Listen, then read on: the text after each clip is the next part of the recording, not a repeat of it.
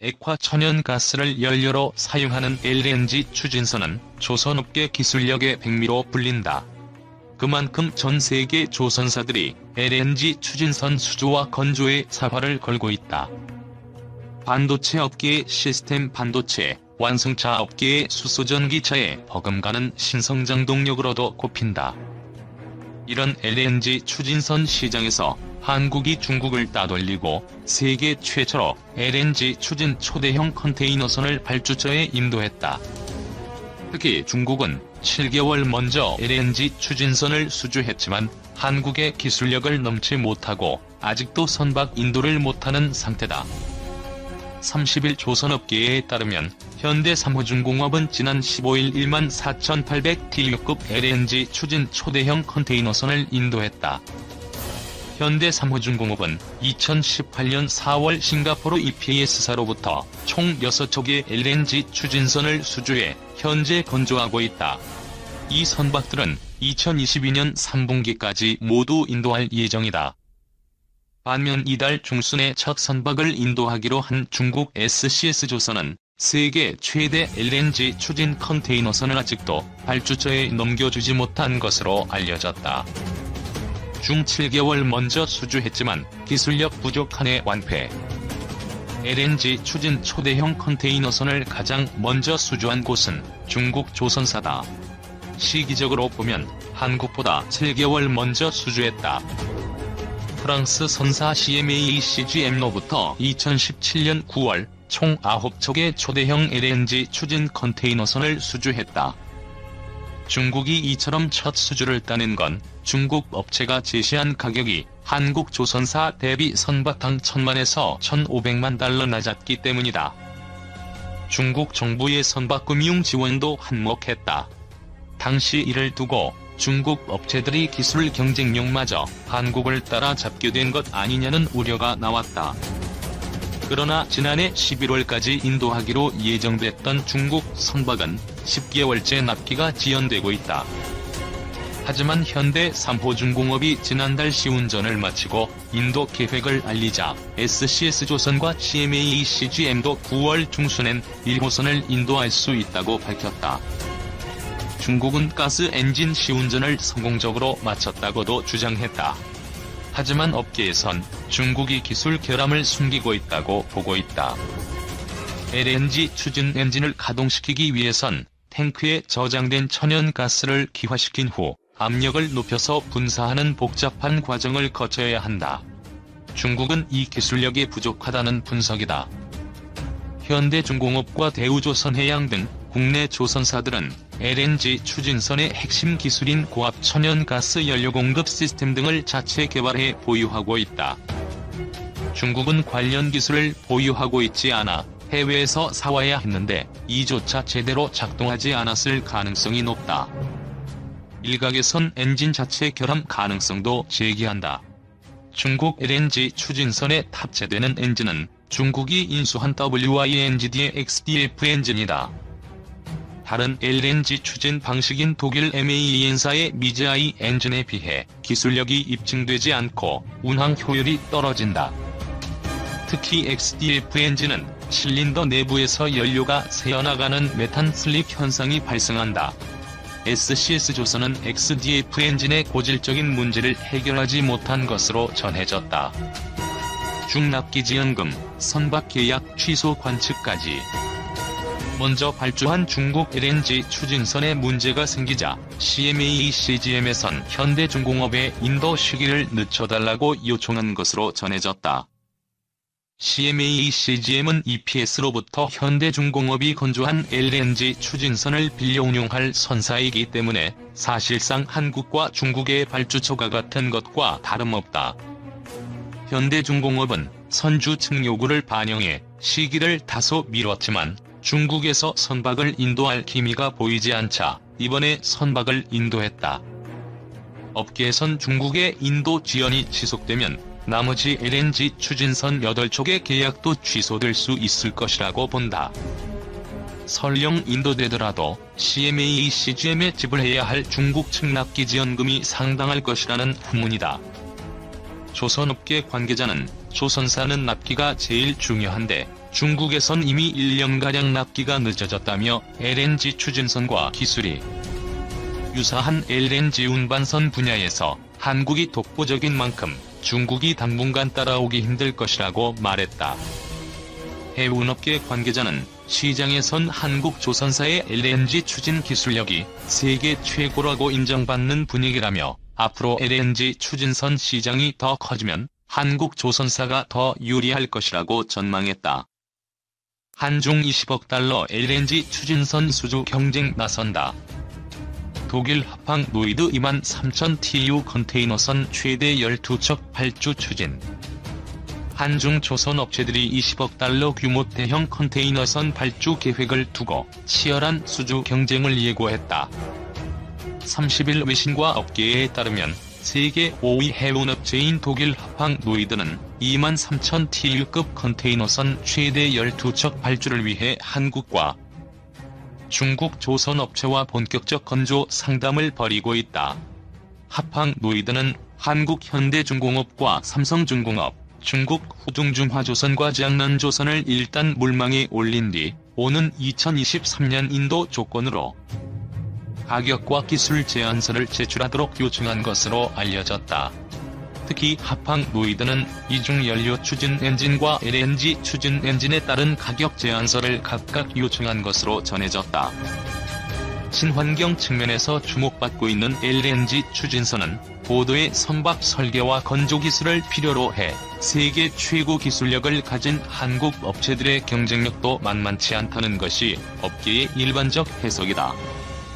LNG 추진 시스템이 탑재된 23,000 TEU급 컨테이너선의 평균 가격이 1억 5천만에서 1억 7천만 달러인 것을 고려할 때 발주가 계획대로 진행될 경우 계약 규모는 20억 달러에 이를 것으로 보인다. 하팡 노이드는 2022년 인도를 조건으로 조선 업체들로부터 지난 1월 제안서를 접수했지만 신종 바이러스 감염증 확산으로 발주 계획을 보류한 바 있다. 물망에 오른 조선 업체들이 치열한 수주전을 벌일 전망인 가운데 중국 조선 업체들은 정부의 정책 금융을 등에 업고 한국 업체보다 낮은 가격 제안서를 낼 가능성이 크다. 업계 관계자는 상황에서도 컨테이너 운임 지수가 계속 오르는 등 상황이 좋아지자 선대 교체 필요성을 느낀 하팡 노이드가 재발주에 나선 것으로 보인다면서 중국보단 선가가 높지만 발주 경험이 많고 기술력이 뛰어난 한국 조선소들을 염두하고 있을 것이라고 전망했다. 조선 3사 암모니아 추진선 개발 박차. 호스트 LNG 대비. 국내 조선사들이 암모니아 추진선 개발에 박차를 가해 호스트 액화 천연가스 시대에 대비하고 있다. 24일 업계에 따르면 삼성중공업은 영국 로이드 선급으로부터 암모니아 추진 아프라막스급 탱커 기본 인증을 획득했다. 아프라막스급 탱커는 85,000에서 125,000 DWT급 원유 운반선이다. 암모니아를 연료로 사용하는 것이 암모니아 추진 아프라막스급 탱커다. 삼성중공업은 이번 인증을 바탕으로 독자 암모니아 연료 공급 시스템을 개발한다는 목표다. 상세 선박 성계 등을 거쳐 2024년 상용화한다는 계획이다. 암모니아 추진선 개발 경쟁은 치열하다. 현대중공업은 조선업계 가운데 가장 먼저 지난 8월 LR 선급 인증을 받았다. 2025년 상용화 예정이다. 대우조선해양도 관련 기술 개발을 진행하고 있다. 국내 조선 3사가 암모니아 추진선에 주목하는 것은 관련 시장 확대가 예상되기 때문이다. 암모니아는 질소와 수소의 합성 화합물로 대표 청정 연료다. 연소 시산화탄소 배출이 전혀 없다. 안정성이 높고 보관, 운송, 취급이 용이하다. 탈탄소 시대에 적합하다. 국제에너지기구는 2020 에너지 전망 보고서에서 암모니아, 수소 등 선박연료 사용 비중이 오는 2060년 신조선 선박의 60%를 상회할 것으로 전망했다. 이 가운데 암모니아 추진선이 절반을 차지할 것으로 내다봤다. 조선업계 관계자는 암모니아 추진 선박은 미래 친환경 선박이라면서 이른 시일에 상업 성과를 낼 수 있도록 기술 개발에 박차를 가할 것이라고 밝혔다. 가스공사, LNG 벙커링선, 건조 지원 사업자로 낙점. 산업부, 가스공사 등 5개 기관 컨소시엄에 150억 원 지원. 한국가스공사는 24일 산업통상자원부가 주관하는 LNG 벙커링 선박 건조 지원 사업 수행기관으로 최종 선정됐다. 가스공사 제공. 한국가스공사는 24일 산업통상자원부가 주관하는 LNG 벙커링 선박 건조 지원 사업 수행기관으로 최종 선정됐다고 밝혔다. 산업부 조선해양플랜트관은 지난 6월 LNG 벙커링 안정 공급을 통한 LNG 추진선 건조 활성화를 위해 국고 보조금 150억 원을 지원하는 LNG 벙커링 선박 건조 지원 사업을 공고했다.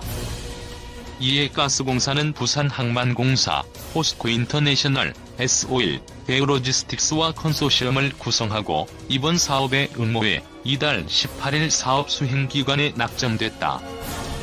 이 사업은 국내 최초 LNG 벙커링 전용선 건조를 지원하는 정부 역점 프로젝트로 사업 초기 수요 부족에 따른 경제성 문제 등을 해결함으로써 국내 LNG 벙커링 및 조선산업 활성화에 핵심 역할을 하게 된다.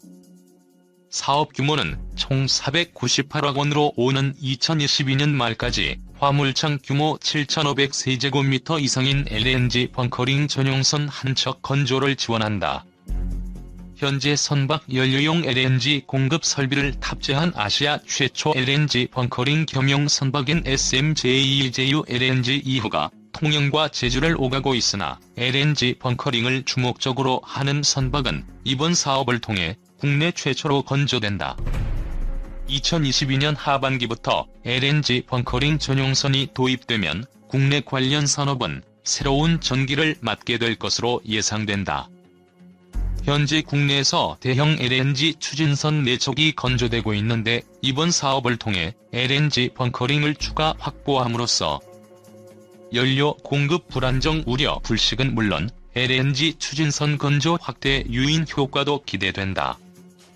또한 LNG 추진선 발주 증가는 현재 침체 국면에 있는 국내 조선업계에 활력을 불어넣어 제도약의 발판도 마련되며 안정적인 LNG 벙커링 공급이 가능해지면 국내 항구에 기항하는 LNG 추진 선박이 늘어나 국제적인 항만 경쟁력 제고에 기여할 수 있다.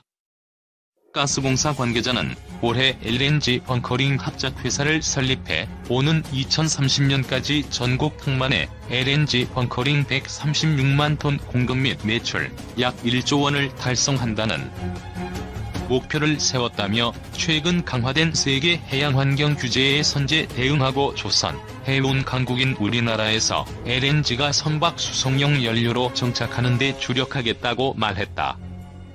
LNG 추진선, 조선업계 돌파구. 국내 주요 조선사들이 여파로 위축된 선박 건조 시장의 액화 천연가스를 추진 연료로 하는 선박을 수주하며 활로를 찾고 있다. 올해부터 선박 배출가스에 대한 환경 규제가 강화되면서 선사들은 오염물질 배출이 적은 LNG 추진선을 선호하고 있다. 경쟁국인 중국이 추격하고 있지만 대형사고, 잦은 납기 지연 등 한계를 드러내면서 국내 조선사들의 기술력이 더욱 돋보이는 모양새다. 한국 조선사들은 LNG 추진선 부문에서 높은 실적을 보이고 있다.